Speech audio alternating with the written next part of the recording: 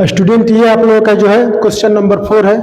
ये भी बोर्ड के द्वारा उपलब्ध कराया गया जो मॉडल पेपर है उसी से ये क्वेश्चन है। 2024 के लिए मॉडल पेपर तैयार किया गया है। इस क्वेश्चन में दिया गया है कि इन द गिवन फिगर, जैसे यहाँ पे अकॉर्डिंग टू क्वेश्चन जो फिगर है यहाँ पर दिया गया है ABCD इज अ रोम्बस, ये बता दिया गया है कि ये एक रोम्बस है।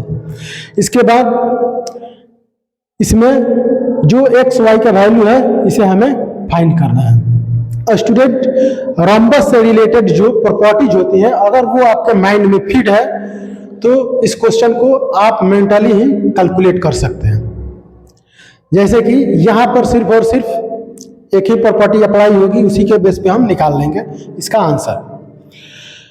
जो रोम्बस होते हैं उनके डायगोनल जो होते हैं वो एक दूसरे को 90 डिग्री पे बाइसेक्ट करते हैं, इंटरसेक्ट नहीं करते हैं, बाइसेक्ट करते हैं। कहने का मतलब है कि अगर ये दोनों डायगोनल है तो ये और ये बराबर होगा, ये और ये दोनों बराबर होंगे। साथ ही यहाँ पे ये जो चारों एंगल होंगे ये 90 डिग्री के होंगे। अब स्टूडेंट ये हो गया। इसके बाद अगर यहां से हम ये देखें, ये एक सेपरेट ट्रायंगल ले लेते हैं ABD, तो चूंकि ये रोम्बस है तो इसके ये दोनों साइड इक्वल होंगे। कहने का मतलब कि ये दोनों साइड अगर इक्वल है तो ये जो ट्रायंगल होगा ABD ये एक आइसोस्केलेस ट्रायंगल होगा। अगर ये आइसोस्केलेस ट्रायंगल होगा तो ये दोनों एंगल बराबर होंगे। अब स्टूडेंट यहां से एक हमें क्लू मिलता है कि इसमें से वही ऑप्शन होगा जो एक्स और वाई दोनों के लिए बराबर है। अब यहां से आप आसानी से कैलकुलेट कर सकते हैं। अब इसको हम छोड़ देंगे। अब ये वाला सेपरेट एक ट्रायंगल ले लेते हैं जो AOB है। इसमें अगर हम देखें तो ये 90 डिग्री का हो गया, ये 40 डिग्री का एक हम आसानी से फाइंड कर सकते हैं। तो यहाँ पर एक्स इक्वल हो जाएगा 180 डिग्री माइनस 90 डिग्री और प्लस 40 डिग्री। इसको आप मेंटली भी कैलकुलेट कर सकते हैं।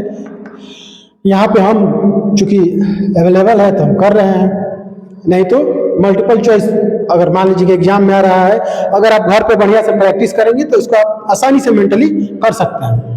अब यहाँ पर ये वाला हो जाएगा 180 डिग्री माइनस 130 डिग्री। इस तरह से यहाँ पर जो इसका वैल्यू आ जाएगा 50 डिग्री एक्स का। अगर ये वाला 50 डिग्री है तो ये भी 50 डिग्री का ही होगा। इस तरह से हम कह सकते हैं कि जो हमारा ऑप्शन डी है वो करेक्ट है। स्टूडेंट, मैथ्स जो है मेन इसमें प्रैक्टिस है, या कोई भी काम हो आदमी को अगर उसमें परफेक्ट बनना है तो प्रैक्टिस जरूरी होता है।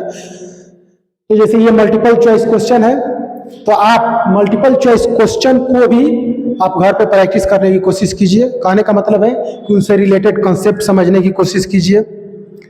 या मान लीजिए कि बहुत से जो होते हैं क्वेश्चन उनका सिंपल सॉल्यूशन होता है, सिंपल कैलकुलेशन होता है, लेकिन बहुत से मल्टीपल चॉइस क्वेश्चन कुछ इस तरह से होते हैं जैसे कि ये है कि अगर मान लीजिए कि रोम्बस का जो प्रॉपर्टी है आपको पता नहीं रहेगा तो आपके पास अगर पेन पेपर भी रहेगा तो आप उलझ जाएंगे, आप इसको नहीं कर सकते हैं। धन्यवाद।